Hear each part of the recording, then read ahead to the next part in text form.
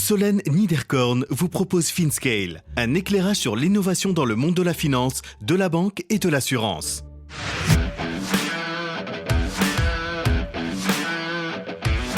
Prise de hauteur pour l'anniversaire de FinScale avec Sébastien Coinon, journaliste, et Mathieu Stéphanie, podcasteur, tous deux entrepreneurs. C'est intéressant de se projeter aussi sur des usages réels. L'innovation qui m'intéresse, c'est vraiment ce qui va potentiellement changer notre quotidien. Et là, on en a vu quand même beaucoup depuis 15 ou 20 ans. Je trouve ça génial. C'est clair, tu as la petite et la grande innovation. À chaque fois, c'est le même problème. C'est le même point de départ. Tu règles un problème. Et pour quelqu'un de lambda, il y a un problème. C'est pas cool, etc. Pour un entrepreneur, c'est super. Il y a une opportunité, un problème, une, voire deux, voire trois solutions. Et c'est pas forcément de la deep tech. Une heure très particulière pour moi pour souffler avec vous la première bougie du podcast FinScale que j'ai lancé en mai 2020.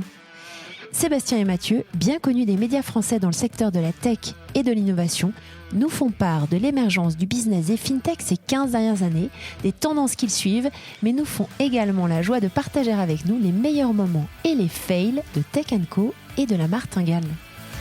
Bref, c'est un échange super sympa sur l'innovation, la fintech, la tech, le secteur financier et les finances personnelles. Profitez-en bien et bonne écoute à tous!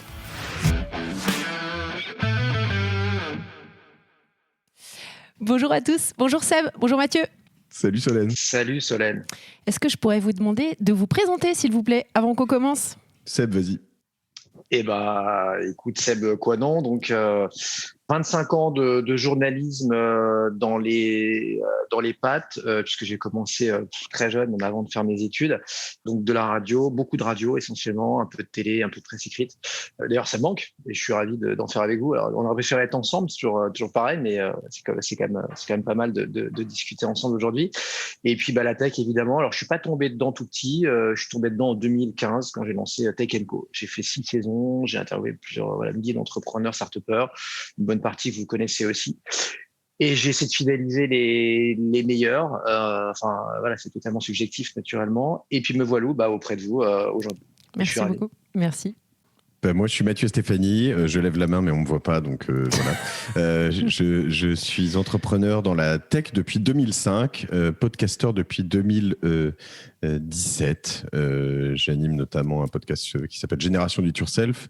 C'est des formats longs avec des invités qui sont pas tous d'ailleurs de la tech, mais qui sont inspirants. Certains peuvent être des tennisman qui ont gagné Roland-Garros, d'autres des champions du monde de ski, des artistes, des sportifs et beaucoup d'entrepreneurs. Et j'aime la tech, donc du coup, il y en a beaucoup dans la tech qui nous inspirent, qui nous aident à voir un peu le futur, à être de meilleures personnes. Et puis un autre podcast qui s'appelle La Martingale sur les finances perso. Donc on est loin des fintech, mais qui est un sujet que j'adore. Tu le sais, Solène, parce que j'ai fait pas mal d'épisodes avec des entrepreneurs de fintech qui sont très différents de ce que tu fais, plus aussi centrés sur la personne, ses visions, l'avenir, etc. Toi, tu es vraiment plus sur d'autres choses, mais et un fan de la première heure de FinScale. Avant même, je crois qu'il existe, on en parlait déjà pas mal, Solène. Merci beaucoup à tous les deux et merci d'avoir accepté cette invitation. Je voulais aussi remercier nos auditeurs puisque ça fait maintenant 1 an qu'ils m'écoutent. C'est le 50e épisode et c'est la raison pour laquelle je vous ai invité. Alors, je vais quand même vous expliquer pourquoi je vous ai invités tous les deux. Il y avait 2 raisons principales. La première, c'est une raison professionnelle. La seconde, c'est une raison personnelle. Alors, la raison pro, c'est que vous avez tous les deux, comme vous le disiez, un super background dans tout ce qui est innovation tech et fintech, une bonne connaissance de toutes les tendances et donc c'est ce dont on va parler aujourd'hui. Et l'autre qui est personnel, c'est que en fait, vous me suivez tous les deux. Enfin, je vous suis plutôt depuis vos débuts sur Tech & Co et puis sur vos podcasts. Seb, toi, je t'ai découvert après avoir suivi pendant de longues années l'atelier numérique avec François Sorel. Et donc, j'ai passé pas mal de soirées à te regarder sur BFM Business et puis maintenant à t'écouter sur Clubhouse. Et d'ailleurs, bravo pour la room avec Loïc Lemeur qui était top. Et Mathieu, en effet, je t'écoute régulièrement quand je cours. J'ai commencé avec Blitz, les moteurs, les motos. C'était mon tout premier Génération Do It Yourself. Super épisode, Fred Jourdain, j'ai adoré. Ouais. Génial. Et puis, bien entendu, j'écoute La Martingale et puis les podcasts de Laurent Kretz, ton associé, Le Panier. Donc merci beaucoup d'être là aujourd'hui pour discuter. Alors, il y avait deux choses en fait que j'avais envie d'approfondir avec vous aujourd'hui. La première, c'était de prendre un petit peu de hauteur sur tous les sujets liés à l'innovation et la tech, avoir votre opinion sur tout ce qui se passe et puis sur les tendances qui vous intéressent. Et puis, j'en profite pour vous demander en deuxième partie, on va dire, de cette discussion, un petit retour d'expérience, justement, sur Tech & Co. et puis sur tes podcasts, Mathieu. Voilà, pour savoir ce qui vous a marqué, les personnes qui vous ont marqué, et puis les épisodes qui vous ont permis d'évoluer aussi à titre personnel. Vaste programme. On y va ? Merci. Allez, c'est parti. Alors, je voulais vous poser la question à tous les deux, qui est vraiment une question, je dirais, de base. Mais comment est-ce que vous définissez l'innovation ? Wow. T'es vache. Ouais. Bon, du coup, je vais pas être vache deux fois, Seb. J'aurais dû prendre après de la présentation et te laisser là. Décris-nous l'innovation. Non, alors je vais être très loin de la définition fondamentale parce que évidemment, il y a plein de débats depuis que je travaille moi sur le digital et de gens qui disent oui, mais ces gens ne comprennent rien à l'innovation, etc., etc.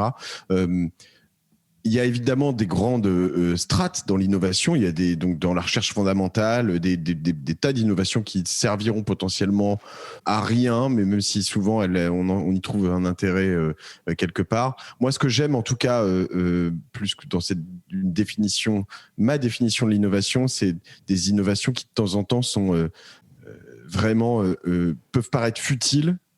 Je vais te prendre un exemple très clair, mais qui change ton quotidien. La roue a été inventée par, je crois, les Mésopotamiens il y a des milliers d'années, d'accord ? Et pendant des dizaines au moins d'années, centaines probablement, il y avait des valises, mais sans roulettes. Et il y a un jour, un mec qui s'est dit dans les années 70 ou 80, ou une femme peut-être, tiens, il y a cette roue, il y a des roulettes, c'est quand même chiant de porter des valises, et qui a mis des roulettes sur une valise, tu vois. Et donc l'expression réinventer la roue. Voilà. Et donc, tu vois, ça, pour moi, c'est de l'innovation. Alors évidemment, plein de gens diront, moi, j'adore l'innovation d'usage. Et je pense que ce qu'on vit en ce moment sur plein de choses, et tu vois, tout va tellement vite que les innovations d'usage, je trouve ça hyper passionnant. Dans un univers de fintech, je crois que tu as reçu aussi des personnes de Pixpay, tu vois, et je vois les innovations, non, pas encore, les innovations d'usage sur comment les enfants vont appréhender typiquement la finance. Nos enfants vont probablement jamais connaître le cash, tu vois. Donc voilà, ça c'est intéressant de se projeter aussi sur des usages réels. Et voilà, donc pour moi l'innovation qui m'intéresse, c'est vraiment ce qui va potentiellement changer notre quotidien. Et là, on en a vu quand même beaucoup depuis 15 ou 20 ans. Je trouve ça génial. Et je crois que je partage un peu cette passion avec Seb. Je ne l'ai pas mentionné dans ma présentation, mais que je remercie indéfiniment, il le sait, de m'avoir fait confiance plein de fois et découvert la télé aussi. Et c'est ces innovations qu'à chaque fois on ne peut pas s'empêcher quand on était sur un plateau et chaque fois qu'on échange de partager cette passion, je crois. C'est clair, tu as la petite et la grande innovation. À chaque fois, c'est le même problème. C'est le même point de départ. Tu règles un problème. Et pour quelqu'un de lambda, il y a un problème. C'est pas cool, etc. Pour un entrepreneur, c'est super. Il y a une opportunité, un problème, une, voire deux, voire trois solutions. Et c'est pas forcément de la deep tech. J'adore quand c'est 2-3 ans de R&D pour j'en sais rien, s'adresser à un problème, essayer de sauver les gens qui ont un cancer, etc. Mais ça peut être aussi des trucs tout bêtes. J'en sais rien, tu vois, on parle des masques depuis plus d'1 an. J'entends plein de témoignages dans les médias mainstream. C'est pas cool, les pauvres enfants, machin, à l'école, etc. Moi, rapidement, j'ai réussi à mettre la main, tu vois, sur des masques. J'ai 2 filles, masques de couleur rose. Et je peux te dire que mes filles se battaient et étaient hyper fières, hyper contentes d'avoir des masques roses le matin. Et ça n'a jamais été associé, tu vois, à une souffrance, à un truc horrible d'avoir un masque sur le visage. Donc, tu vois, parfois, ça tient pas grand-chose. Il y a eu un type qui s'est dit, au lieu de les mettre en bleu, en blanc, on va les mettre en rose, ces masques. Parfait, merci. Alors, si on parle de FinTech plus particulièrement, c'est vrai que ces 10-15 dernières années, c'est hallucinant comme les choses ont évolué. Ne serait-ce que, par exemple, moi, je suis toujours fascinée par le banking as a service. qu'est-ce que vous avez vu émerger, que ce soit au travers de vos émissions ou dans vos rencontres professionnelles? Qu'est-ce qui vous a particulièrement marqué dans les évolutions en finance, en tech, en fintech, ces 15-20 dernières années? Écoute, moi, il y a plein de trucs qui m'ont scotché. Tu vois, j'adore notamment, moi je suis assez sensible, parce avant la tech, j'étais sur une émission sur les marchés financiers qui existe toujours, sur BFM l'après-midi.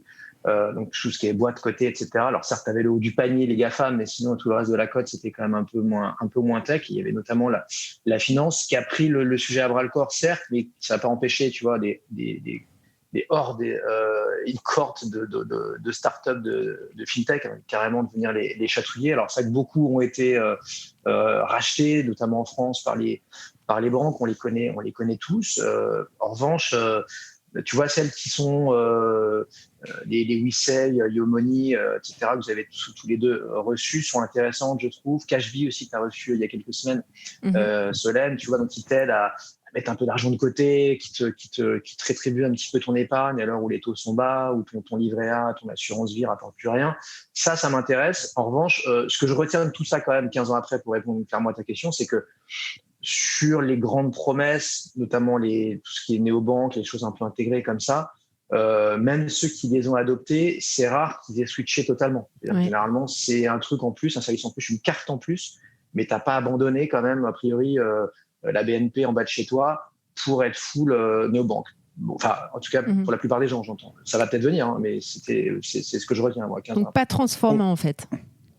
On est probablement sur la brèche, non ? Peut-être que c'est là où c'est en train de se passer. En tout cas, moi, ce que je vois dans les grosses innovations, personnellement et professionnellement, je suis sur la brèche, quoi. C'est clairement, je vois pas mal, que ce soit alors, tu vois, avec Conto, je trouve de la même chose chez Memobank. Il y a Revolut qui arrive big time aussi sur les entrepreneurs, mais en tout cas, la manière dont nous on est en train de passer sur ces banques pour...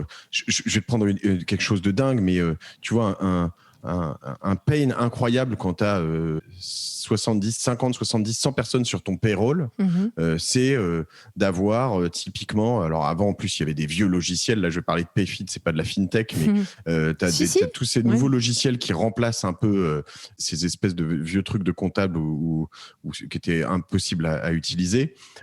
Donc là, en fait, tous tes employés vont dans le mois remplir leur jour d'absence, leur note de frais. Tout est centralisé, validé, etc. Très bien. À la fin, si tout est bien validé au fur et à mesure, et ça prend à chaque fois 2 secondes, à la fin du mois, tu vois que tous les voyants sont verts, tu appuies sur un bouton sur Conto et bam, tous tes salaires partent. Et ça, potentiellement sur 70 personnes, 100 personnes, enfin 70 en ce qui nous concerne, c'est plus d'un jour homme d'économiser grâce à ça. Parce qu'en fait, faire énorme. 70 virements avec des vérifications dans tous les sens, parce qu'il faut bien que la virgule soit bonne, parce que le virement qui a une virgule au mauvais endroit, ça peut vite être embêtant. Voilà. Et donc... et ça, c'est un détail parmi 1 million d'autres tu vois, le truc incroyable de mon compte Conto qui m'envoie la notif quand je sors d'un restaurant et qui me dit tu viens de dépenser X, prends la photo de ton ticket, je prends la photo, je le jette immédiatement. Je veux dire, ça change ma vie à la fin et ma relation avec ma comptable que j'aime désormais, tu vois, alors qu'avant c'était plus compliqué. Et donc il y a, en gros, tout ça est permis grâce à plein d'API et de contacts entre toutes ces fintech. Soit tu peux le faire toi-même, mais soit très simplement. Et ça, moi, je trouve que c'est fantastique parce que cette APIisation, et je suis très inquiet pour les acteurs traditionnels qui mettent un temps monstrueux, ralentis souvent par des services IT qui sont qui surprotègent tout, qui sont surréglementés, qui sont et qui disent ça, on peut pas faire, qui se backent aussi dans tous les sens. Et le deuxième strat, le deuxième layer qui est très important, évidemment, c'est la blockchain, les cryptos et tout ce qui arrive derrière, la decentralized finance. Là, on n'en voit pas encore une application réelle quotidienne. Ça commence à venir quand même. On commence à voir des petites choses où on se dit « Ah tiens, ça c'est pas mal. Ah oui, donc je pourrais acheter donc un bout d'appartement à Chicago et le revendre comme je veux, et peut-être même un bout d'appartement à Chicago, à Los Angeles, à machin, etc. Et me faire un panel de villes des États-Unis. Ok, ça peut pas se faire encore en France. Enfin, tu vois. Et là, on sent des petites étincelles, des trucs qui commencent à arriver où on se dit, en fait, tout va changer. Et a priori, ça va changer aussi vite qu'entre 1995 et 2005. C'est-à-dire que là, on est peut-être à la moitié du chemin. Ouais. Dans 4-5 ans, je demande à voir, mais je pense que dans la finance, la révolution est en marche et ça va être d'une violence incroyable. Donc justement, si on parle des tendances que tu citais, justement la decentralized finance, est-ce qu'il y a d'autres tendances que tu identifies et des pays particulièrement que tu suis sur ces sujets-là ? Je crois que pour l'instant, en tout cas, c'est peut-être une question de taille de marché, de déréglementation relative, mais quand même existante, et de documentation aussi, parce que c'est très bien documenté, mais c'est sûr que je suis plus particulièrement les États-Unis quand même là-dessus, parce que j'ai l'impression que c'est là où beaucoup de choses se passent. Puis je parle pas chinois, et puis les Chinois essayent quand même de réglementer énormément tout ça. En France, on est un peu entre les deux. Enfin, en Europe même, hein, on n'a pas très envie de laisser les vannes totalement ouvertes. Donc et je suis pas du tout expert, honnêtement. Je m'y intéresse par la martingale de plus en plus, par mon métier aussi. Je suis entouré aussi d'experts là-dessus. Donc, ouais, je regarde principalement les États-Unis. J'essaie de comprendre de plus en plus Ethereum et tout ce qui se passe autour, parce que j'ai l'impression qu'il y a quand même un winner qui émerge pas sur la partie, on va dire, monnaie, même si l'Ether est bien, mais au moins sur la partie, le stack technologique. Il y en a plein d'autres, hein, mais voilà. Donc j'essaie au moins de comprendre tout ce qui se passe en dessous, comment plein de gens comprennent. J'ai écouté un super podcast avec Tim Ferriss et Vitalik, le fondateur d'Ethereum récemment.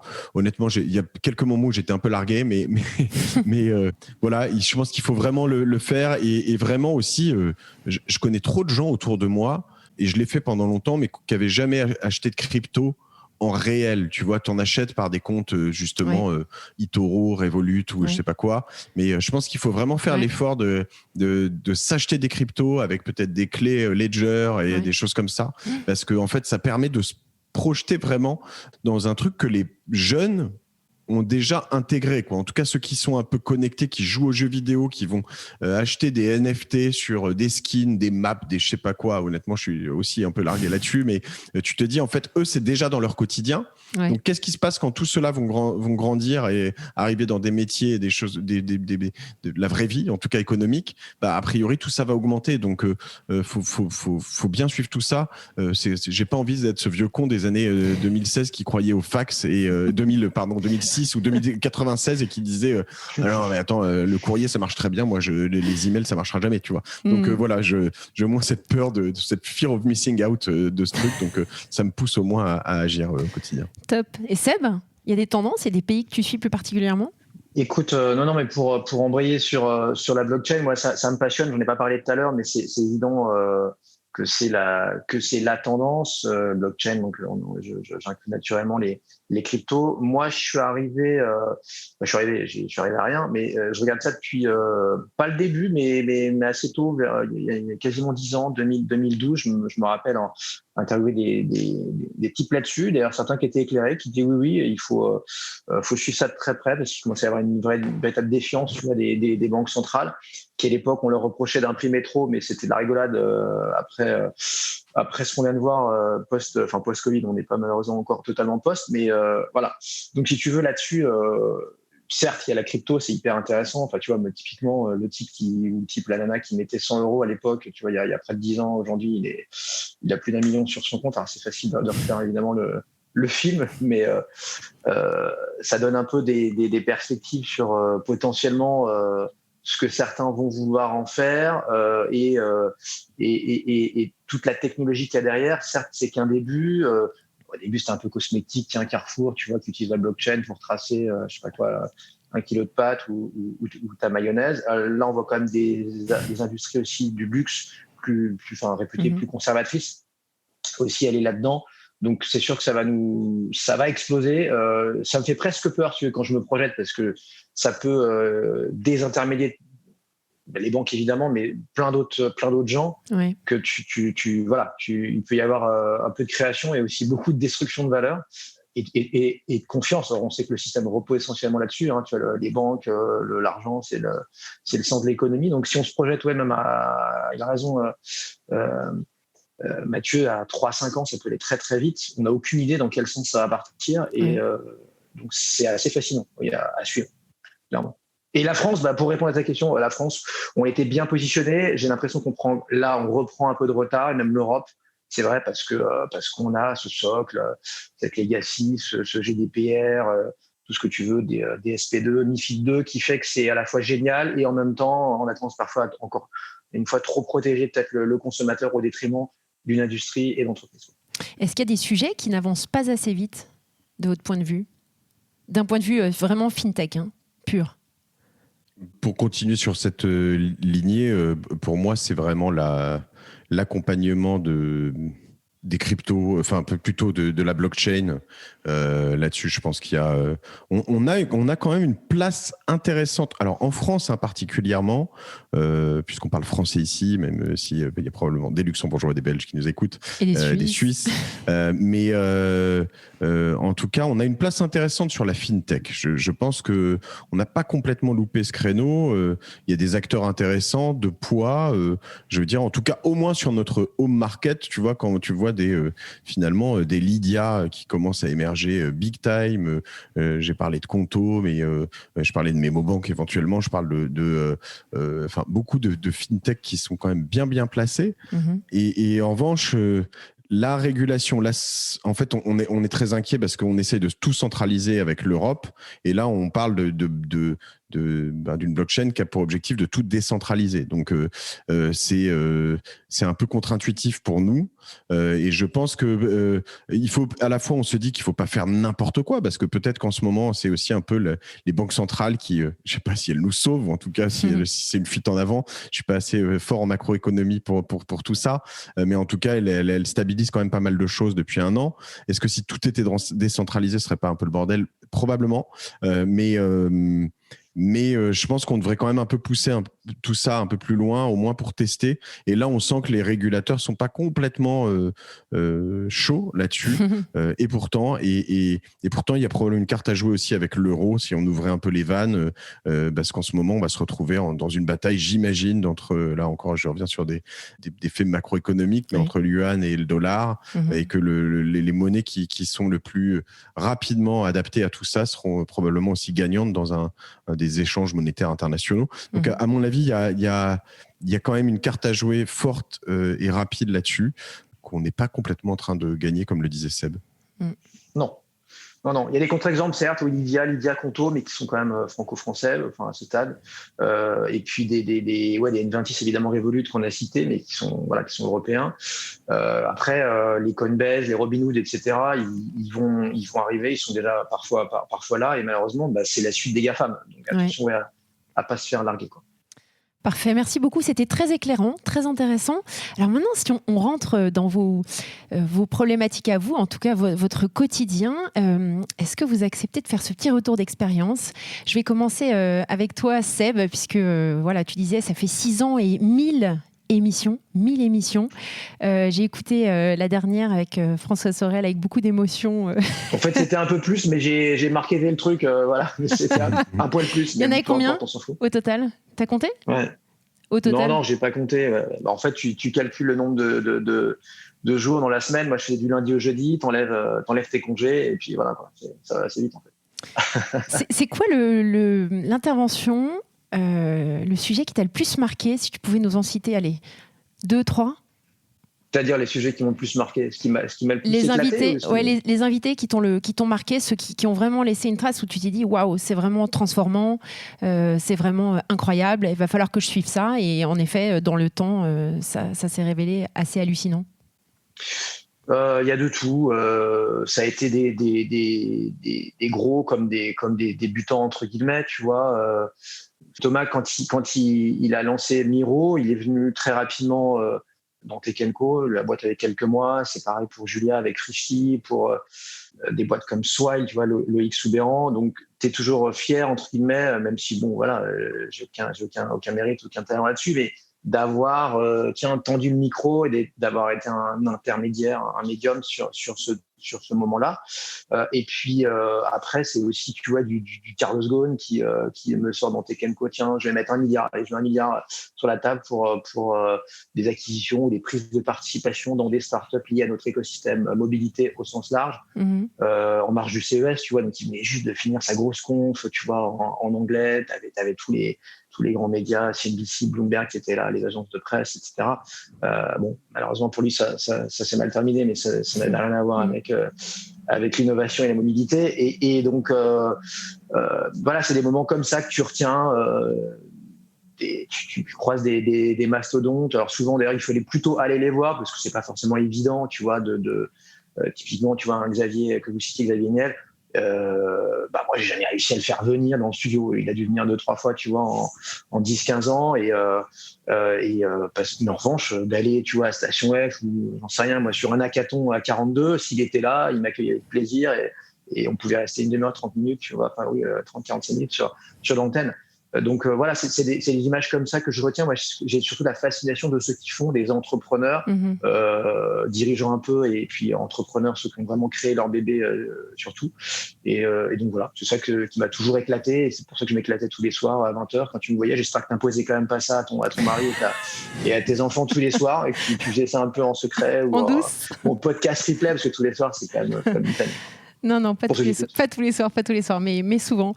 Et comme tu avais, c'est intéressant parce que tu as eu tout ce passage donc, sur le secteur financier, les marchés purs avant, et tu arrives donc dans la tech qui est beaucoup plus sur plein d'autres sujets. Il y a quand même un sujet qui est ressorti, un regard différent sur le secteur financier.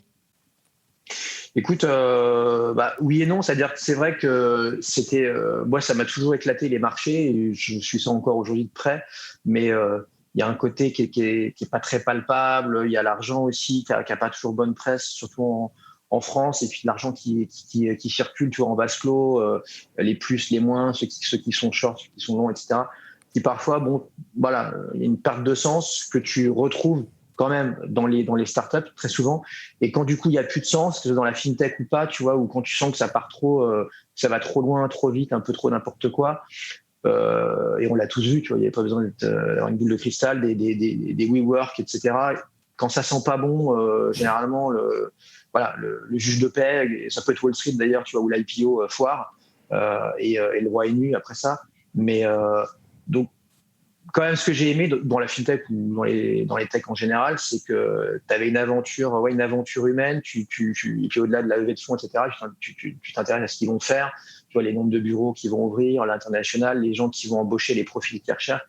C'est surtout ça, pour moi, qui était excitant, quoi. Ouais. Et si tu pouvais, juste pour terminer avec Tech & Co, nous raconter un fail. T'as pas un fail sympa? Des fails, si j'en ai eu plein, hein. Je pense j'ai eu mon effet Bonaldi, tu vois, le mec qui vient faire tester son truc en studio et puis ça foire. Notamment, il y a un mec qui avait planté son drone dans un studio d'un télé, c'est pas très grand, hein, ça peut faire même pas 100 mètres carrés, quoi. Et puis le drone, c'était un rôle de surveillance, je sais pas quoi, le truc s'était planté, c'était craché. Alors j'imagine que 100 fois avant ça avait fonctionné. T'as aussi, je me rappelle ça m'est arrivé pas beaucoup de fois, mais putain, au moins 2-3 fois, l'invité rentre en studio pendant la pub, et donc il reste sur 2 spots, tu vois, donc 2 fois 25 ou 30 secondes. Et en fait, je m'aperçois que la personne qui est face à moi, je ne sais pas qui c'est, j'ai à peine son nom sur mon conducteur, ou je suis même pas sûr que ce soit le bon, et surtout, je n'ai pas bossé l'interview. Aïe. Et donc, j'ai à peu près 50 secondes. Donc, tu as 2 techniques. Soit tu le dis, et donc, je suis désolé, mais là, on a vraiment 40 secondes. Donc, t'es qui, tu fais quoi, et voilà. Soit, et je faisais le plan B, tu chopes, tu prends ton ordi, ta tablette, boum, boum, un petit coup de Google, et c'est parti. T'as 30 secondes, la personne, tu lui fais croire que tu fais un mail urgent, je sais pas quoi, et tu bosses l'interview. Et donc, t'as 40 secondes pour préparer une interview qui parfois va durer 8-10 minutes. Ah, waouh. Et roule ma poule. Pas mal. Voilà. En face, c'était Elon Musk. Ouais, c'est ça. Bah non, Elon, tu prépares pas, mais enfin, voilà, tu peux le faire les mains dans les poches. Mais quand tu vois, la énième start-up de je sais pas quoi qui veut devenir le Netflix du truc, du Uber. C'est là, waouh, ok. Super, merci. Mathieu, si je pouvais avoir aussi de ton côté un petit retour d'expérience sur... alors, je veux plutôt te demander sur la martingale, puisque c'est plus lié au secteur financier, même si j'ai aussi envie de te parler de génération do it yourself, parce que j'en ai listé, mais je pense une trentaine que j'ai adoré. C'est quoi les épisodes qui t'ont le plus marqué ? Sur la martingale en particulier, parce que c'est vrai que sur Génération do it yourself, c'est que en fait c'est presque tout le temps le dernier. Hein. C'est-à-dire que quand on me pose cette question, je dis celui de dimanche dernier. Mais c'est fou parce que c'est tellement des mutants que en fait quand tu passes 2 heures avec eux, tu te rends compte du mindset de leur côté très souvent très positif, etc. En fait, qui est juste impressionnant. Donc voilà, sur la martingale, écoute, j'en ai eu vraiment beaucoup de passionnants avec des gens. Tu sais, j'essaye d'avoir sur ce podcast je trouvais que l'univers des finances personnelles était vraiment soporifique, que c'était vraiment souvent des magazines de vieux et en plus très masculins, etc. Donc j'ai voulu faire un truc très différent, quoi, qui parle à des gens de ma génération et aux plus jeunes aussi. Et donc du coup, je fais aussi intervenir des jeunes, voire très jeunes, justement sur les cryptos. Ouais. Et donc tous ces épisodes sur les cryptos, sur la decentralized finance sont quand même assez intéressants. Évidemment, j'ai des épisodes sur le mouvement FIRE, Victor Laura, qui sont vraiment dingues avec Victor Laura. J'en ai fait 2. Mais où vraiment, donc FIRE, c'est Financial Independence, Retire Early. Donc je connais pas moi ça. Tu nous expliques un peu. Le bon concept de base, c'est la retraite à 40 ans. Oui, bien sûr. C'est très américain. Comment tu places ton argent, quelle stratégie tu as, c'est hyper documenté. C'est des mouvements qui existent depuis la crise des subprimes à peu près. Des trucs vraiment très smart. Et voilà. J'adore toutes les visions aussi de goal-based investment. Ça, c'est alors souvent Nalo et d'autres robo-advisors t'en parlaient. Nalo a vraiment pris ça à bras-le-corps, je pense, récemment en France, mais Cashbee, Yomoney doivent être sur les mêmes typologies de visibilité. Mais en gros, l'idée, c'est de se dire la finance perso, et ça, c'est quand même pour moi, j'ai pas été éduqué comme ça. D'ailleurs, on n'a jamais eu d'éducation financière. Hein. Donc, ceux qui s'y connaissent le mieux sont souvent ceux qui ont fait des masters ou à Dauphine, peut-être, etc. Mais ils sont plus là pour vendre ou pour faire des trucs de haut voltige plus que de gérer leur propre argent. Et donc, moi, mon idée aussi, c'est là-dessus. Souvent, les gens à qui on demande de gérer son argent, ils sont intéressés par des commissions. Et moi, j'essaie de sortir un peu de tout ce paradigme.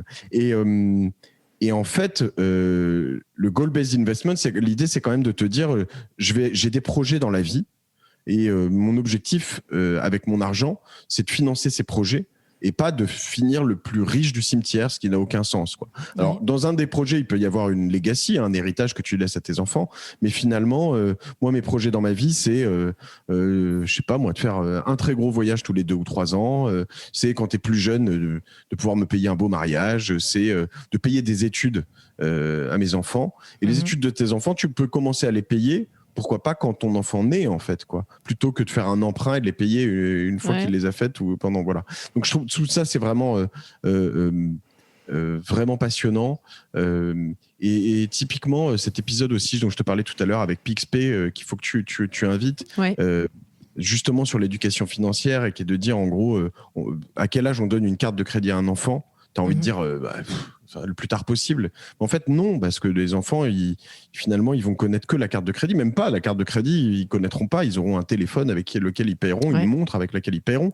Donc, du coup, ce qu'il faut, c'est plutôt les éduquer sur, tu vois, qu'est-ce qui se passe quand tu gardes de l'argent de côté. Tu peux leur donner un petit incentive toi-même en disant, je te mets 10% d'intérêt par mois, j'aimerais bien voir ça, si tu mets 10 € de côté, ou voilà, etc. Donc il y a plein de choses à faire là-dessus, donc vraiment super intéressant, Mathieu, tout ce que tu nous dis, mais tu réponds pas en partie à la question de Solène. Ton plus gros fail, c'est quoi? T'étais sur les fails déjà. Pas encore. Pas encore. Il arrive après. Le fail, si tu veux. Pardon. Si je réponds à la question d'après, tu me permets, Solène? Vas-y, go.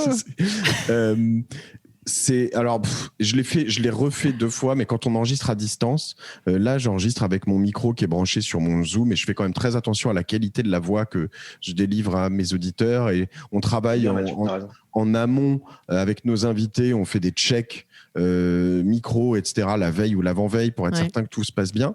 Et donc, une fois tout ça fait, ça m'est arrivé avec Grégoire Grand-Bateau, notamment sur un épisode de Fleuve de 3 heures, de devoir le réenregistrer parce que mon micro sur lequel j'avais fait tous les tests et tout machin, le logiciel que j'utilise, Zencastr, avait choisi de prendre le micro de mon Mac et j'avais pas vérifié. Et donc, du coup, tu as une sorte d'épisode pendant 3 heures avec de l'écho.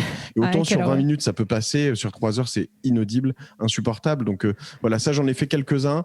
Jeter un truc de 3 heures, là, tu tapes la tête contre les murs. Ça fait mal. Ouais. Surtout quand il est bon, en fait, quoi. Alors, généralement, c'est que je réenregistre et puis je donne quand même un accès au premier à ceux qui me le demandent.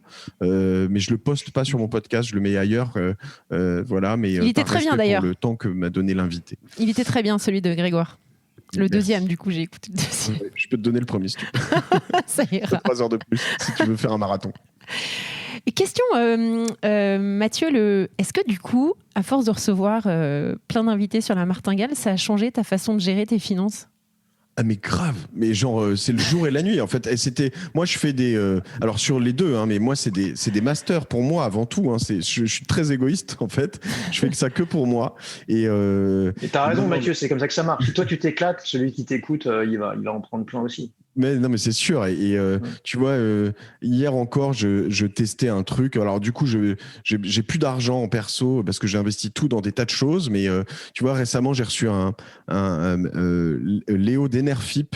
Je cherchais un peu vous voyez ce que c'est Enerfip ? Non. Enerfip, c'est pour investir dans des énergies renouvelables, super plateforme et honnêtement je pense que c'est assez crisis proof en fait, parce qu'il y a des engagements long terme, il y a des rendements qui sont 5%, c'est pas là où tu vas tout mettre si tu investis un peu dans des startups et tout, mais voilà. Donc du coup, je teste potentiellement avant ou après, et puis là je me suis remis à mettre, tu vois, de temps en temps des petits trucs partout, puisque je mets un peu partout, j'essaie de pas mettre des gros tickets, mais j'ai remis, je sais plus, c'est 50 ou 100 euros par semaine dans Coinbase avec un prélèvement automatique qui est fait. Et voilà, j'essaie de tester tout ça sur plein de cryptos, plein d'univers, Decentralized Finance aussi. Et en l'occurrence, pour l'instant, ça marche. Après, honnêtement, je me garderai de donner des conseils là-dessus parce que depuis que j'ai créé la martingale, les marchés sont quand même totalement boules. Total. Donc, évidemment... Justement, c'est la question que j'allais te poser, Mathieu, si tu me permets, Solène. Ouais. C'est qu'en fait,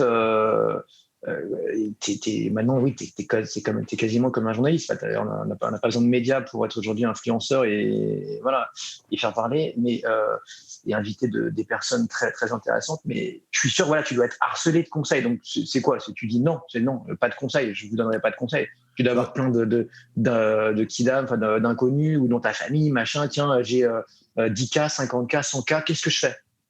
Ouais, et en l'occurrence, en effet, je leur dis écoute les épisodes et prends tes décisions toi-même. Parce que et dans les épisodes, je le dis souvent, mais c'est pas que je veux pas prendre de responsabilité. Déjà, je pense que j'ai pas complètement le droit aux yeux de l'AMF. Enfin, c'est pas très clair. Moi, je suis pas journaliste. Je suis pas je veux pas donner de conseils. Et puis en plus, c'est une trop grosse responsabilité. Et tu vois, j'ai un de mes sponsors qui est eToro.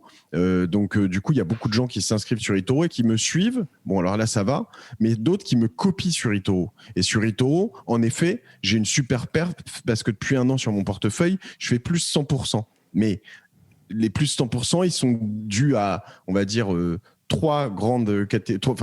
une catégorie, mais trois investissements, l'Ethereum, le Bitcoin et une copie moi-même que j'ai fait d'un portfolio qui est un portfolio crypto, quoi. Tu vois, donc le reste, je fais plus 20, plus 30 sur des LVMH, sur des choses comme ça, c'est bien. Mais le plus 100, il vient vraiment clairement des cryptos. Et les cryptos, on sait que c'est quand même fragile comme voilà. Et donc quand des gens me copient, à chaque fois, je dis mais arrêtez de me copier sur ce truc. Je n'ai que de la chance. Je suis pas du tout professionnel, voilà. C'est pas de ma faute si je suis bon et arrêtez. C'est ça. Mais voilà, et les gens continuent à me copier. Donc non, je fais attention. En revanche, je fais très attention à avoir des investissements beaucoup moins risqués aussi. Et j'ai appris ça au fur et à mesure, mais pas que. Avant, j'avais presque que de l'immobilier. Et maintenant, je suis beaucoup plus large dans mes investissements. Et honnêtement, en plus, c'est passionnant, quoi. Top.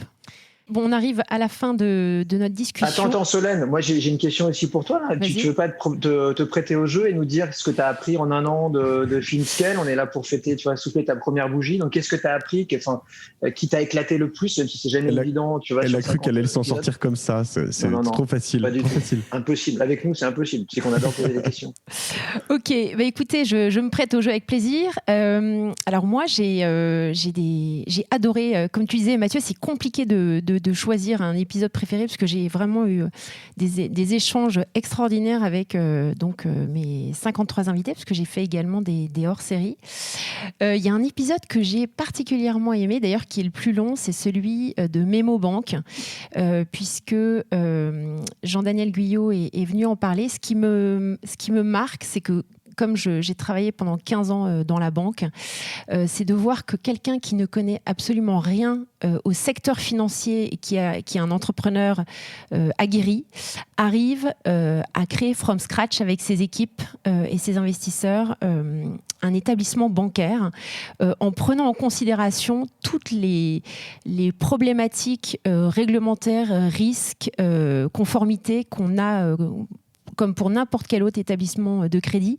Moi, j'ai été fascinée par cette capacité que l'équipe a eue au travers justement de tout le travail préparatoire qu'ils ont fait avec les centaines d'interviews qui ont été à même de créer cette banque. Et voilà, ça a été un énorme message un message très puissant pour moi en termes de renouvellement justement du secteur financier, la capacité que le secteur a à se réinventer. Donc ça, c'était un super moment. J'ai aussi beaucoup aimé l'épisode, je ne sais pas si vous l'aviez écouté, mais avec Didier Vallée, qui est l'ancien numéro 2 du groupe Société Générale. Et je lui avais demandé en fait d'intervenir pour nous parler de son rôle de business angel, puisqu'il est business angel dans la fintech. Il a investi dans pas mal de fintech. Je trouve qu'il a, en tout cas humainement, c'est quelqu'un qui dégage quelque chose de très très positif. On sent vraiment qu'il est hyper motivé par les business qu'il accompagne, qui a vraiment cette notion de conseil. C'est pas juste un investissement financier. Donc voilà, ce sont 2 épisodes qui m'ont marqué. Et ce qui ressort en fait après cette année, puisque c'est quand même un épisode par semaine, donc ça fait beaucoup de sujets abordés, c'est que voilà, on est vraiment dans un changement assez fort du secteur et quand on a travaillé soi-même dans le secteur et qu'on s'est mis les mains dans le cambouis et qu'on voit à quel point ça change et ça change vite, moi je trouve que c'est hyper passionnant et excitant. Avant de te poser la question de fail, parce que tu vas y passer aussi, le secteur, à quel point, parce que j'en parlais tout à l'heure, mais à quel point les acteurs traditionnels s'en rendent compte que ça change? Est-ce qu'ils ont l'impression d'être dans le tempo tous, ou ils sentent qu'ils sont largués ou... Pardon, je sais pas. Non, bah écoute, alors ils évoluent pas tous à la même vitesse. Je pense qu'il y a si on parle des banques, il y a des banques qui sont beaucoup plus au fait de toutes ces innovations-là, qui ont développé des directions d'innovation hyper actives avec des fonds de corporate venture qui sont également très actifs. Donc je pense que ces établissements-là sont, je dirais, plus en avance. Après, il faut être conscient, parce que voilà, moi je l'ai vécu en interne, tu as un héritage du passé, que ce soit un héritage culturel, mais également de système qui fait que tu es avec ton boulet au pied et tu essaies de faire progresser les choses, mais malheureusement, tu dois faire avec l'existence, que n'ont pas les fintech, puisqu'elles commencent from scratch et donc elles peuvent tout de suite arriver avec des process hyper optimisés, alors que voilà, tu as l'héritage et puis tu as surtout des comptes à rendre à ton régulateur et donc tu ne peux pas changer du jour au lendemain, tu dois accompagner le changement et surtout être dans l'univers de risque que tu as déterminé au départ. Ça ne peut pas se changer comme ça, même s'il y a une volonté réelle des dirigeants et du conseil d'administration pour faire bouger les choses. Il y a beaucoup plus de complexité, je pense, que pour les acteurs entrants. Mais voilà, ça évolue, moi, je trouve trop lentement. Et donc, je crains qu'il y ait quand même pas mal d'acteurs qui souffrent, justement. Seb parlait des évolutions à venir et qui vont aller en s'accélérant. Je pense qu'il y a quand même pas mal d'acteurs qui vont souffrir et des secteurs dans la finance qui sont encore plus loin en termes d'évolution, qui vont souffrir, en fait, de tout ce qui va se mettre en place. Il y aurait de la concentration, sûrement, à ton avis? Oui, clairement. Mais l'autre point qui est important, donc on parlait de l'héritage, mais c'est aussi au niveau culturel. Ce qui est marquant quand tu discutes avec des entrepreneurs, c'est le manque d'aversion au risque, la volonté de prendre du risque et cette passion, je dirais presque, pour la prise de risque. Et ce que tu n'as pas dans des business plus traditionnels bancaires, puisque justement, il y a cette frilosité qui fait que du coup, même pour des gens qui veulent faire de l'intrapreneuriat, c'est, je pense, plus complexe que dans une autre industrie qui est moins régulée. Peut-être parce qu'ils n'ont pas intérêt aussi à bouger. Je ne sais pas ce que vous en pensez, mais peut-être qu'ils ont intérêt à ce qu'on reste en place parce qu'ils ont peut-être tout à y perdre. Oui, probablement. Voilà. Et le fail ? Oui, le fail, évidemment. Tu as déjà eu un fail en 50 épisodes, j'imagine. Forcément, on en a plus au début. En plus, c'est le principe de l'itération. J'en ai eu deux, en fait. J'en ai eu un avec Alma, quand on a enregistré le premier épisode. Il m'est arrivé la même chose que pour Grégoire, que tu as eu. C'est-à-dire que on avait fait en distanciel et c'est pas mon micro qui a enregistré, mais c'est le Zoom. Donc le son était absolument dégueu et j'ai eu un problème de carte SD en plus pour couronner tout à la fin. Donc on a dû réenregistrer et ça s'est très bien fait. Et l'autre fail, c'est avec un des tout premiers épisodes que j'ai eu avec une société qui s'appelle LuxTrust qui fait de la signature digitale. Et en fait, j'avais pas de prise multiple sur mon Mac. Et donc, j'ai dû arbitrer entre mon micro et mon chargeur. Il me restait plus que 2% ou 3% de batterie à la fin pour faire l'enregistrement. Voilà. Donc, j'ai dû sucrer la fin de l'épisode et faire accélérer l'invité. C'était un peu chaud. Et ça, c'est à peine. Les problèmes techniques, de toute façon, c'est horrible. Et le problème, c'est que ça s'arrête jamais. C'est-à-dire que c'est pas parce que tu as eu ça une fois que ça n'arrivera plus. Tu auras un autre problème. Moi, j'avais commencé, tu vois, au milieu des années 90 avec un fail comme ça. Carl Lewis, tu vois, j'ai réussi à choper Carl Lewis sur un entraînement en plein Paris. J'étais hyper content. J'avais réussi à dealer ça avec son manager. Il me dit, allez, 5 minutes max, etc. Je reviens. Et en fait, j'avais oublié d'appuyer. C'est un peu un problème technique. Alors, après, j'ai plus de pile, mais j'avais même oublié d'appuyer sur le bouton play dans l'excitation. Donc, j'étais en pause record. J'avais pas enlevé la pause. Et putain, tu reviens et t'as rien. T'as pas enregistré. Tu viens parler, mais il n'y a pas un son. L'angoisse. Trop dur. Voilà. Erreur de débutant. Bon. Écoutez, on va devoir se dire au revoir. C'est quoi vos prochaines étapes ? Moi, j'avais en tête, Mathieu, faire cher. C'est ça oui. Bref, tu as plein de prochaines étapes. J'ai plein de projets, mais celui-ci est un projet en effet qui est un projet une forme de fintech. On aimerait organiser les sessions d'actions de scale-up et de start-up, mais principalement de scale-up. Donc les employés, vous savez, ont souvent ce qu'on appelle des stock options, des BSPCE en français, ça dépend des régimes de loi, des actions gratuites, enfin il y a plein de différentes choses et c'est des actions qui sont souvent pas liquides. Donc tu te retrouves avec un marché aujourd'hui qui est très mature là-dessus parce qu'il y a beaucoup de scale-up qui ont 7, 8, 10 ans, qui ont des employés qui peuvent exercer et qui peuvent vendre ces actions. Mais il n'y a pas de marché pour ça. Et comme elles ne sont pas publiques, comme on dit aux États-Unis, elles ne sont pas cotées en bourse, ce n'est pas si simple. Donc nous, on propose à ces personnes, et souvent organiser ça en organisant ça avec leur CEO et le board, parce qu'il y a des histoires de clauses d'agrément, de clauses de cession prioritaire ou de préemption. Et donc, du coup, il se trouve que si tu fais ça mal, en fait, t'arrives pas à vendre finalement les actions aux personnes qui t'ont fait des promesses en face. Donc sur fairshares.io, vous pouvez vous inscrire, vendre des actions si vous en avez dans des scale-up. On fait ça aussi avec des fonds qui cherchent à sortir de certains investissements qu'ils ont pu faire il y a quelques années. Et donc voilà, on a fait un premier deal avec une marque de scooter en libre service. Je sais pas si j'ai le droit de dire que ça s'appelle City et qu'il y a scooter dedans. Et voilà. Et du coup, voilà, on fait des deals. Il y en a beaucoup à venir comme ça en ce moment. Et c'est vraiment hyper bien parce que on règle un vrai problème. Des employés de la tech qui peuvent avoir des centaines de milliers, voire des millions de patrimoine virtuel dans des scale-up, mais qui n'ont pas du tout de cash, quoi, et qui vivent dans 28 mètres carrés à 2. Ça existe. C'est bizarre, mais ça existe. Ils sont riches virtuellement, comme les gens à l'île de Ré, quoi. Mais c'est très juste. Moi, je suis ton projet de Mathieu depuis des mois et je trouve ça extraordinaire. J'espère que tu arriveras à craquer le truc avec tes équipes parce que tu vois, tous les gens qui sont venus voir, tous les entrepreneurs ou investisseurs, voilà, nous, c'est la nouvelle économie, il y a ces fameux BSPCE, etc. C'est génial, mais sur le papier. En réalité, tu n'as pas cité la stat, mais 3/4 pour 3/4 des employés, c'est de la flûte. C'est-à-dire qu'en fait, ils en verront jamais le jour parce que la boîte va pas scaler, parce que la boîte elle va même se planter, parce qu'ils vont quitter la boîte avant de monétiser quoi que ce soit et du coup, c'est la Ils se perdent une partie, ça vaudra rien. Et donc, si tu veux, il y a un sujet, et donc ça, c'est la source, on va dire, et la conséquence, c'est qu'effectivement, ils peuvent monétiser, juste s'acheter un 2 pièces à Paris ou autre chose, et en fait, ça peut changer quand même beaucoup de choses pour eux, leur donner un peu de confort, et potentiellement pour, c'est vrai, le haut de la pyramide, entre guillemets, où les gens qui sont là depuis des années, créer des mafias, la mafia LAN, la mafia SWAT, la mafia City-Scout, et irriguer, etc., ce qu'on n'a jamais vraiment connu en France. Ça commence un peu, mais c'est ridicule. Réinvestir, quand tu dis la mafia, c'est des gens qui vont réinvestir d'une partie de ces exits dans plein d'autres business, et ça, c'est très important.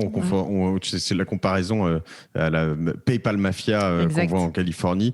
Il y en a quelques-unes en France, mais il n'y a pas d'aussi grosses. Et juste pour finir là-dessus, tu vois, mon rêve par rapport à ma réponse de tout à l'heure sur le régulateur, ce serait quand même de tokeniser tout ça, de faire un projet de decentralized finance où en fait, on pourrait acheter et vendre des tokens, pas généralement directement dans les boîtes parce que c'est pas leur objectif pour l'instant, mais dans des véhicules financiers, ce qu'on appelle un SPV, qui lui-même détiendrait 2, 3, 5% de Alan, Conto, Swile, etc., etc. Et comme ça, pouvoir acheter et vendre avant des IPO, ça permet aussi de créer un peu d'histoire autour de l'equity, c'est intéressant. Voilà, donc j'adorerais aller, on va aller loin là-dessus, mais j'adorerais aller jusqu'à ce point-là, et idéalement rapidement, c'est vraiment mon rêve sur ce projet. Ouais. Top. Et Seb ?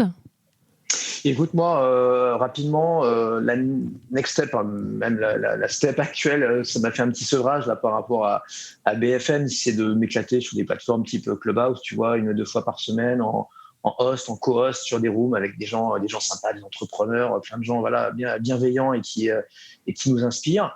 Ensuite, je fonçais, j'ai envie de dire, je passe quasiment de l'autre côté du miroir, là depuis très peu de temps, des chefs d'entreprise, des managers. Certains vont bien, d'autres doivent prendre des virages délicats, voire se réinventer, tu vois, avec le Covid. Donc c'est de la stratégie, c'est de l'influence, ou tout simplement de leur façon, tu vois, de communiquer, de raconter leur histoire aux parties prenantes, donc les clients, les prospects, les investisseurs, etc.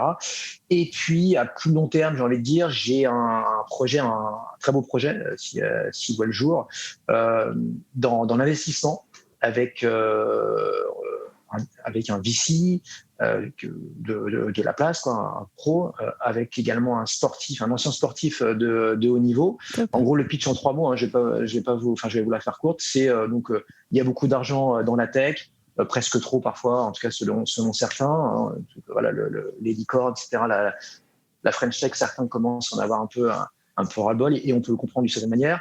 Et puis certains, on l'a vu aussi depuis des années, on grossit à tout prix en écrasant les concurrents, pas forcément en respectant ses collaborateurs. Et nous, l'idée, c'est de se concentrer sur celles et ceux qui vont faire demain des belles startups plutôt saines, sans coup tordu, mais attention, qui va exploser, hein, donc dans le bon sens, qui veulent aussi faire du business. L'idée, c'est pas de faire un truc de baba cool, et de recréer le club Mickey. C'est un vrai fond, et c'est horizon 2022, c'est pas pour tout de suite. Super, parfait. Et sur Clubhouse, je le dis, suivez absolument Solène aussi d'ailleurs, évidemment, parce que tu en fais de plus en plus, et également Seb sur Clubhouse, parce que on voit que tu réussis à allier non seulement ton talent, parce que honnêtement, moi, ce que tu disais tout à l'heure, 50 secondes de préparation pour faire 10 minutes, moi, à chaque fois que j'ai été sur ton plateau, j'ai halluciné J'en suis pas fier. Hein. Non, d'accord, mais j'ai halluciné le direct, c'est quelque chose, et du coup, Clubhouse étant en direct, tu peux repartir sur des choses vraiment que tu sais très bien faire,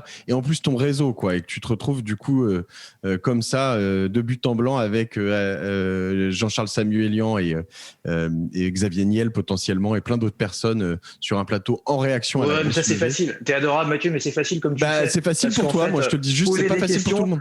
poser des questions. C'est pas vrai. Toutes les semaines, c'est votre invité la star. C'est pas vrai parce que je sais que toi tu sais contrôler les débats aussi. Ça c'est pas facile. Moi je laisse parler les gens. C'est pour ça que mes podcasts durent si longtemps. La parole, c'est ça. J'aime beaucoup. Ouais, exactement. Et donc du coup voilà, suivez Sébastien et Solène sur Clubhouse. Vous verrez, vous le regretterez pas. Et alors juste Seb, si je puis me permettre, moi j'étais très frustrée de pas pouvoir me connecter sur Alan. Tu peux pas prévenir à l'avance, je sais pas par quel moyen, quand tu vas faire tes rooms. Mais non, mais la room avec Jean-Charles Samuelian d'Alan, qui a levé 185 millions d'euros et qui est devenu a priori notre 12e licorne, Cocorico, ça s'est fait. Franchement, ça s'est monté entre une soirée, un SMS à 20h et le lendemain à 7h, on confirme, t'es OK, machin. Fais une newsletter sur Substack. Payante. Ouais. C'est comme ça, c'est là où ça marche en ce moment. Comme ça, on sera prévenu. Je suis vos conseils. Je suis très très mauvais effectivement en com. J'ai plein de conseils à recevoir, donc n'hésitez pas, Solène et Mathieu, je suis preneur. Parfait. Bon, on va se quitter sur une recommandation de bouquin. J'en demande systématiquement. Ok. Qu'est-ce que j'ai eu récemment d'incroyable? Je suis dans là. Bon, je vais in out et je l'ai recommencé. Antifragile de Nassim Taleb.